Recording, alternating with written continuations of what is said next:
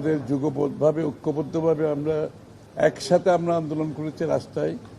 আমরা সেই ধারা কিন্তু অব্যাহত রাখছি এবং এই ধারা অব্যাহত থাকবে। আমরা আগামী নির্বাচন, পরবর্তীতে সরকার গঠন সহ যে আমাদের আগামী দিনের গণতান্ত্রিক বাংলাদেশে গণতন্ত্রকে প্রাতিষ্ঠানিক রূপ দেব এবং আমাদের 31 দফা যে সংস্কার প্রস্তাব সেটা বাস্তবায়ন করব আমরা সবাই মিলে। জনাব তারেক রহমান সাহেব আগেও ঘোষণা দিয়েছেন একটা জাতীয় সরকারের মাধ্যমে সেটা বাস্তবায়ন করা হবে। আমরা বিশেষ করে লন্ডন বৈঠকের পরে জনাব তারেক রহমান সাহেব এবং আমাদের ডক্টর ইউনূস সাহেবের সাথে, প্রধান উপদেষ্টার সাথে বৈঠকের পরে ফেব্রুয়ারির প্রথমার্ধে নির্বাচনের যে আলোচনা জনগণ সেটা অত্যন্ত ইতিবাচকভাবে নিয়েছেন এবং যে আশঙ্কা ছিল জনগণের মধ্যে সেটা কেটে গিয়েছে। সমস্ত জাতি এখন নির্বাচনী টানেলে প্রবেশ করেছে।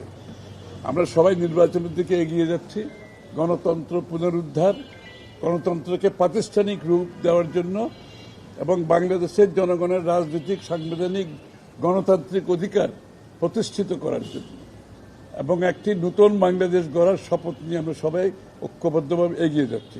সবাইকে ধন্যবাদ। ধন্যবাদ। আমরা আজকে বিএনপির সঙ্গে গণফোরামের একটি প্রতিনিধি দলের আনুষ্ঠানিক বৈঠকে উপস্থিত হয়েছি।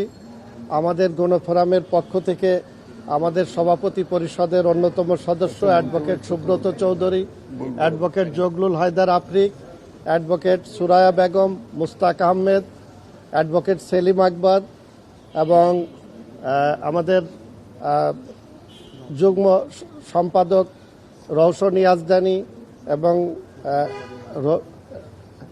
লতিফুল বারী হামিম এবং আমাদের প্রচার সম্পাদক মোহাম্মদুল্লাহ মধু সহ আমাদের কোষাধ্যক্ষ শাহ নুরুজ্জামান সহ আমাদের প্রতিনিধি দল যথাসময়ে আমরা উপস্থিত হই, দীর্ঘ আলোচনা করেছি। আলোচনার শুরুতেই আপনারা জানেন গণফোরামের বর্তমান সভাপতি বীর মুক্তিযোদ্ধা মোস্তফা মহসিন মন্টু গত 15ই জুন তিনি ইন্তেকাল করেছিলেন। তার স্মরণে 1 মিনিট নীরবতা পালন করি এবং আমরা একটি শোক প্রস্তাব আজকের এই সভায় গ্রহণ করি। এরপর আমাদের মধ্যে যে আলোচনা হয়েছে আপনারা জানেন গত 15 বছরের উপরে একটি স্বৈরাচারী ফ্যাসিস্ট আওয়ামী লীগ সরকারের বিরুদ্ধে আমরা ঐক্যবদ্ধভাবে আন্দোলন সংগ্রাম করেছি একটি গণতান্ত্রিক সরকার প্রতিষ্ঠার জন্য এবং সেই আন্দোলনের ধারাবাহিকতায় 5ই আগস্ট একটি অভ্যুত্থানের মধ্য দিয়ে গত 15 বছরের ফ্যাসিস্ট সরকারের উৎখাত হয়েছে। একটি নতুন মানবিক বাংলাদেশ প্রতিষ্ঠার একটা বিরল সুযোগ হয়েছে। জানেন তারপরেও দেশি বিদেশি নানা ষড়যন্ত্রের কারণে আমাদের নির্বাচন নিয়ে একটি অনিশ্চয়তা তৈরি হয়েছিল।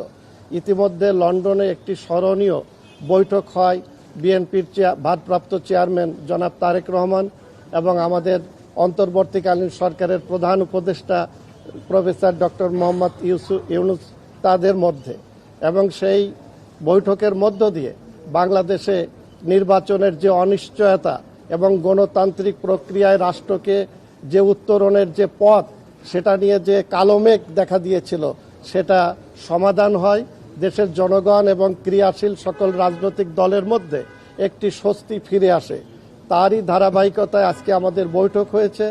আমরা বিএনপিকে এবং বিএনপির ভারপ্রাপ্ত চেয়ারম্যান জনাব তারেক রহমান এবং অন্যান্য সকল নেতৃবৃন্দের প্রতি আমরা কৃতজ্ঞতা জানিয়েছি যে এই ধরনের একটি উত্তরণের পথকে সহজ করে দেওয়ার জন্য। আর একটা বিষয় আপনারা জানেন যে বর্তমানে যে একটি সংস্কার প্রক্রিয়া চলছে ঐকমত্য কমিশনের সঙ্গে, সেখানে আমরা গণফোরাম সহ বিএনপি সহ ক্রিয়াশীল সকল রাজনৈতিক দলগুলো সেখানে ভূমিকা রাখছি।